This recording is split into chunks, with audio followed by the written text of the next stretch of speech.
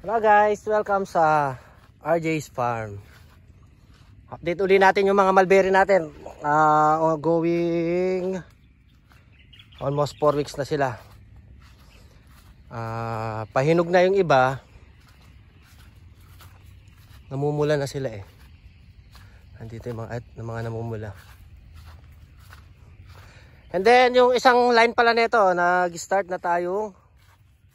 Ayan, papula na sila. So, mga 2 weeks na lang to or 1 week. Ayan, pwede na sila. Pwede na natin i-open. And then, sinimulan na natin ulit mag-prune. Ito. Kaka-prune natin ngayong umaga na to. Inabot lang tayo ng 2 oras. In-stop na natin kasi mainit. Ayan. Pagkatapos natin i-prune yan, papalubugin na natin ng tubig to. Para sumipsip sila ng tubig dahil El Nino. Hindi na kaya nung hinohos lang dito sa may puno nila. Ang ginagawa ngayon namin ni Tatang, pinapalubog namin itong pagitan nila para sumipsip ng tubig yung mga ugat. Tsaka para mabilis na rin sila mag-bud break nun. So naka 15 na kami kanina lang. Mamayang hapon siguro kung hindi mainit, i-start na natin itong 15 na trees na uli nito, or bukas na lang siguro ng maaga para hindi mainit. Bali 45 na puno ng mulberry ang ating ipuprune ngayon. May June. Sa katapusan ng June naman sila nun. Ito naman kasing unang batch doon, katapusan ng May naman sila i-open sa public.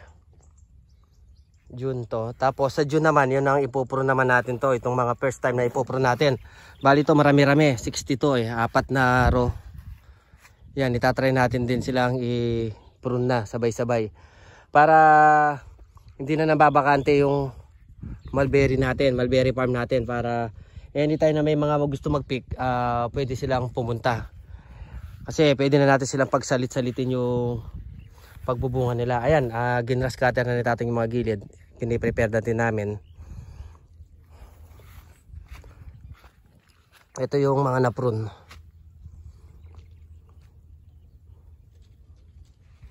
So yung mga na-prune nito noong April, ayan, pahinog na sila yung mga iba. Ayan, may mga nagre-red na. Ayan. So diniligan na namin. Ang pagdidilig namin dito, pinapalubog. Gaya din sa ubas, pinapalubog na namin siya kasi hindi na kayang parang sa mga konti-konti lang na natin. Tubig, hindi siya pag hinohos, parang hindi sila nakakasipsip na maayos. Yan.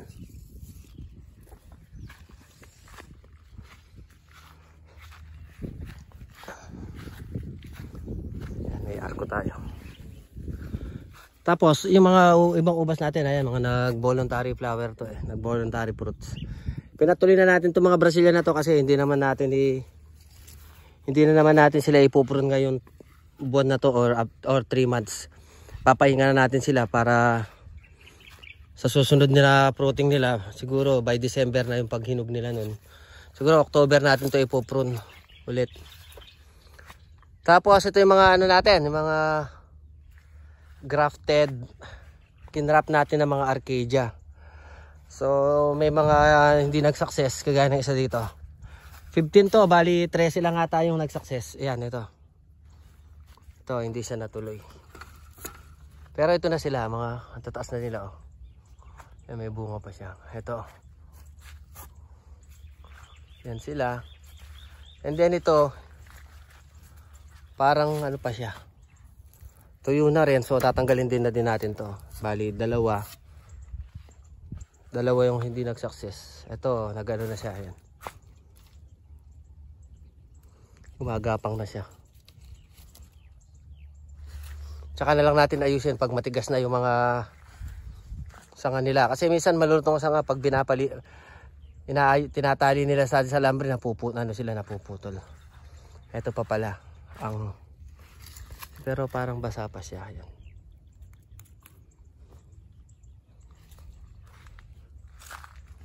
Ito yung mga natin, pinagtatanggal na natin. May isa rito medyo tinatamaan na sakit. Ay, nagtutubo na sila. Ito. Pero dahil sa init, ayusin din natin. Sprayan natin mamaya yan.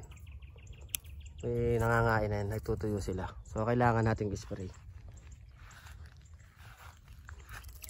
Ito, ang dami na tumutubong side shoot ng Catawba.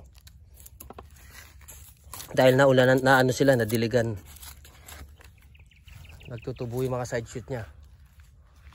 Ito pa yung Brazilian. Ito yung nahuli to eh. Ito yung nahuli eh. So bali apat yung hindi nag-success. Ito pa yung isa. Parang basa pa siya. Apat tuyo na siya. Apat yung hindi nag-success. Puputulin muna natin sila para hindi sila nakakaabala.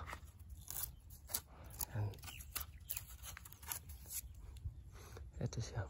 Kaganda na ng mga ano niya.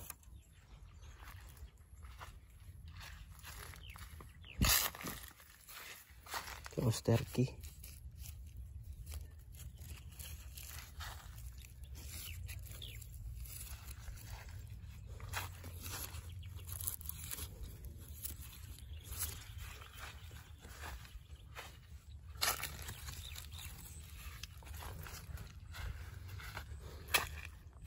So ipupuro na natin din tong Osterky na to. Pagsasabay-sabay natin bukas. Pati itong mga nanggaling ng Australia para matitingnan natin yung bunga niya. Ito yung Baikonur. Ito pala yung mga payton natin. Ayan, medyo okay na sila. Kaya nila yung init. Ayan. Bali 1, 2, 3, 4, 5, 6. Pito to, pito. Pitong payton. Sabay-sabay natin ginrap.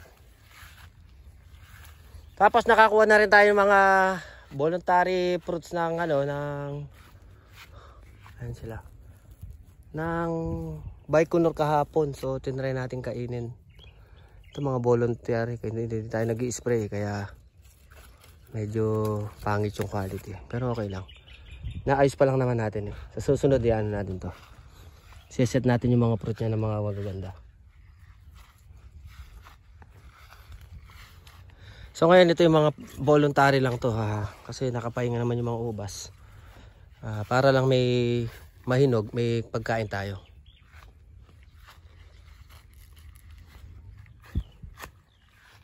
Tsaka ito pala yung mga einset. Nagsimula na silang tumaas. Ito einset, payton. Itong einset na to nasa taas na siya ito. Tumaas na. So pinutol na natin para maggawa na tayo ng fruiting cordon. Ayan. Itong isa rito, itong nakain ng kambing na Yamabudo, mabagal pang lumakad. Yan. Pero itong isa yan, nasa taas na rin. Yan, ito, Yamabudo rin to, Yamabudo. So fast grower din daw to eh. Kaso maliliit tabungan nito. Matatry natin. So continue sila sa pagbubunga itong Black River. Parang papahinga muna natin to tapos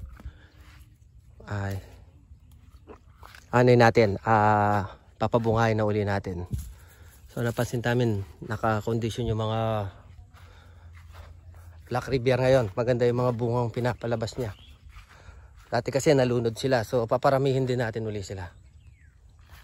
Mas maganda siguro i-grab to sa Catawba para maging malakas yung rootstock nila sa tubig.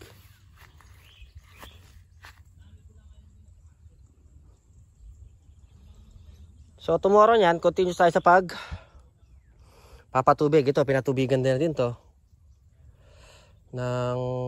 Pinalubog din to ni Tatang. Kaso sumaglit lang din ng tubig kasi sinipsip agad ng lupa.